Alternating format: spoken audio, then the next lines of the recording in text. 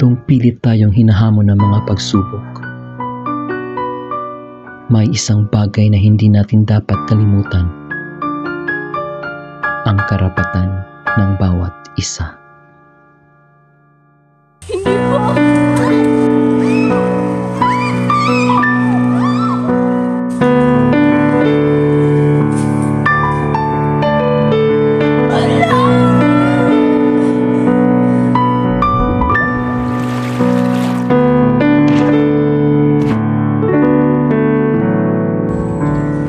Tutoy, bilisan mo ang takbo. Inagang mga bumbang nakatutok sa ulo mo. Tutoy, tumalon ka, dumapa kung kailangan, at baka tamaan pa ng mga balang ikaw. Tutoy, makinig ka, huwag kang magpagabi. Baka pagkamalan ka, humandusay dyan sa tabi. Tutoy, alam mo ba kung ano ang punot dulo ng di matapos-tapos na kaguluhan ito?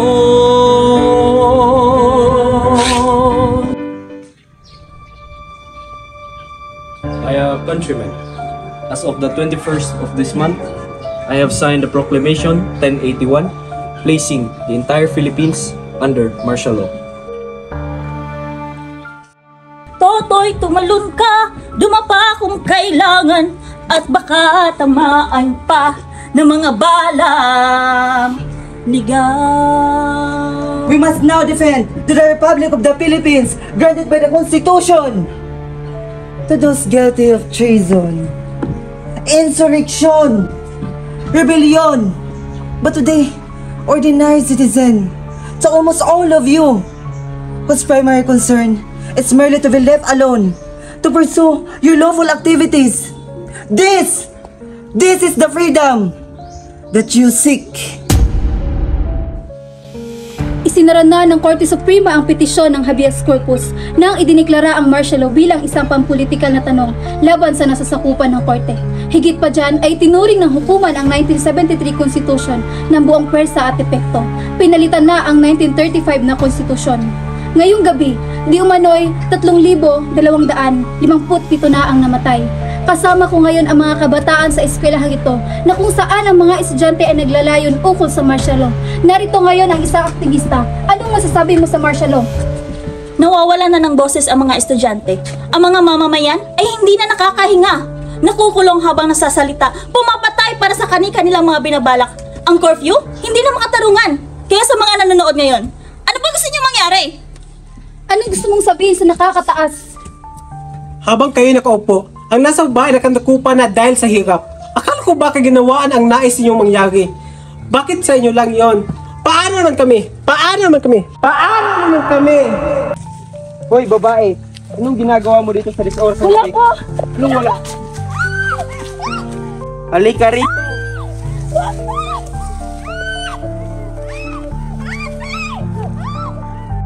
Aktivista ka, no? Hindi po! Wala po akong ginagawa masama. Bawa po kayo sa akin. Sinungaling. Po. Tama ka na.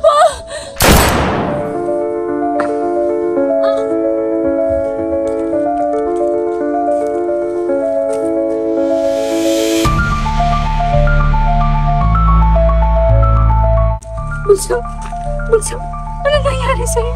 Bunso, tulong! Tulong! Habang may tatsulok at sila ang nasa tuktok, di matatapos itong gulo. Habang may tatsulok at sila ang nasa tuktok, Hindi matatapos itong gulo. Habang may tatsulok at sila ang nasa tuktok, di matatapos itong gulo. Hindi matatapos itong gulo. Hindi matatapos itong gulo. inosente ang kapatid ko. Inaabuso niyo ang mahihirap. Astisya ang kailangan naming mahihirap.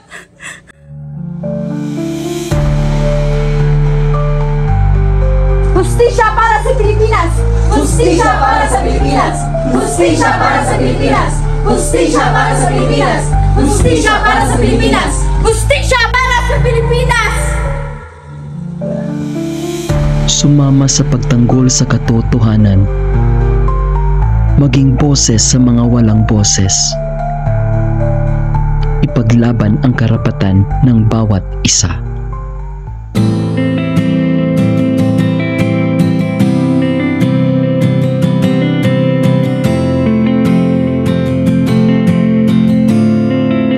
Akala niyo ba ang kapangyarihan ay nasa inyo? Sino ba kayo? Di naman kami nag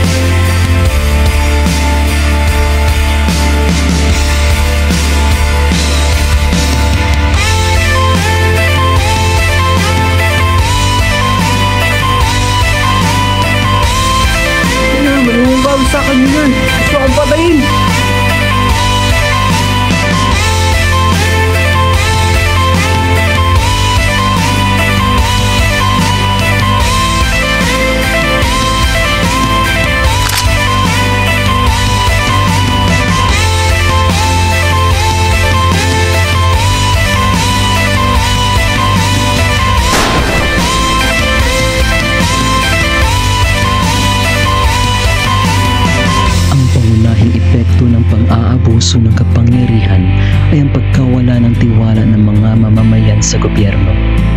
Kapag nakita ng mga tao na ang mga nasa kapangyarihan ay nagsasamantala sa kanila, mawawalan sila ng pag-asa at pagnanais na makipagtulungan sa gobyerno.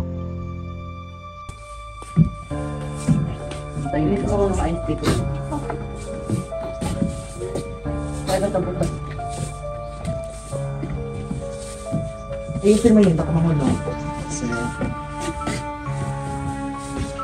Tayo na kapatid, doon ka naman, oh. Oh, Perdonas, ano yan? Magtrabaho ka naman. Sino mga yung mga kasama mo? Nagtatrabaho sila, tapos ikaw nakaupo ka lang? Nagpapahinga lang po, sir. Nagpapahinga? Kanina ka pa nakaupo? Magtrabaho ka. Ating posto at ating ito ng pagkikirin ko. Ano? Ano sabi mo? Huli araw mo na to. Bukas, huwag ka nang bumalik dahil sisante ka na, ha?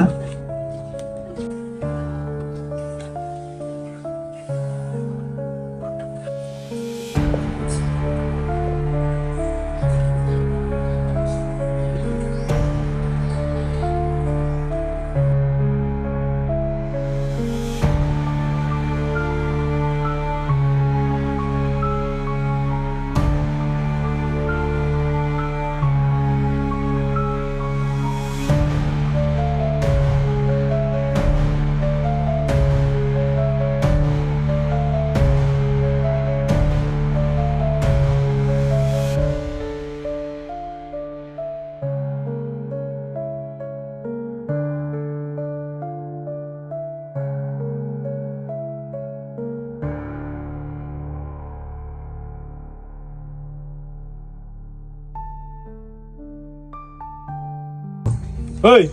Makinig kayo. Mahiling araw na lang kayo dito kasi i-demolish itong lugar ninyo. Kung ayaw maniwala, basahin nyo itong nakasulat. Ha? I-demolish bukas? Ipinaalam niyo ba to? Basahin ko muna, Manong, ha?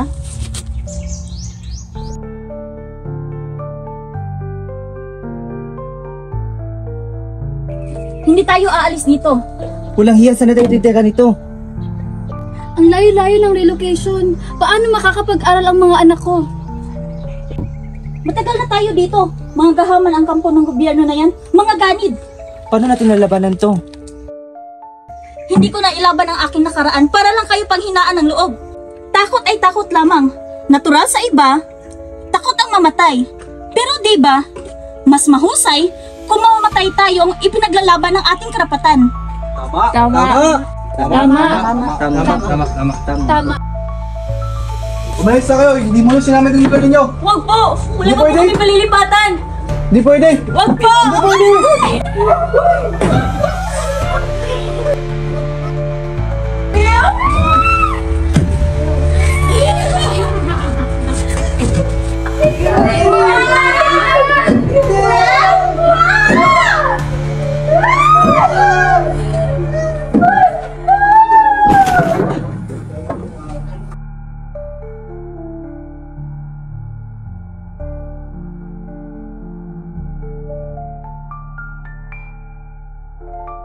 Sa bawat hakbang ng pananahimik, may isang boses na dapat ipaglaban. Ito ang misyon ng ipaglaban ang karapatan.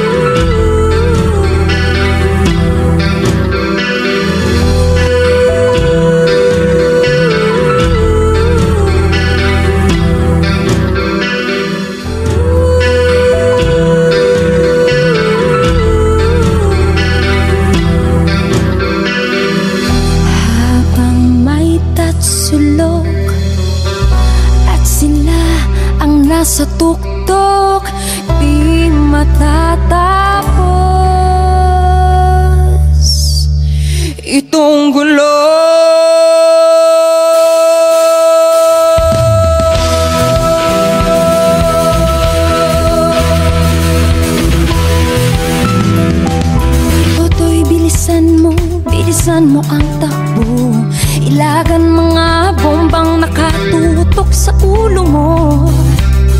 Toto'y tumalon ka, tumapa kung kailangan, at baka tamaan pa ng mga balang ligaw.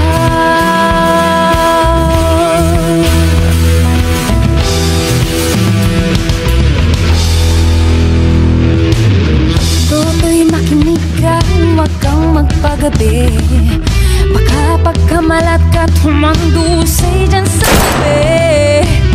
Toto'y alam mo ba kung ano ang punot dulo ng di matapos-tapos na kaguluhan ito? Hindi pula't dilaw, tunay na maghalaban, ang kulay at tatak ay di siyang dahilan. Hanggat marami ang lugmok sa kahirapan, at ang hustisya ay para lang sa mayaman. Habang may tagsulok at sila ang nasa tuktok, di matatapos itong gulo.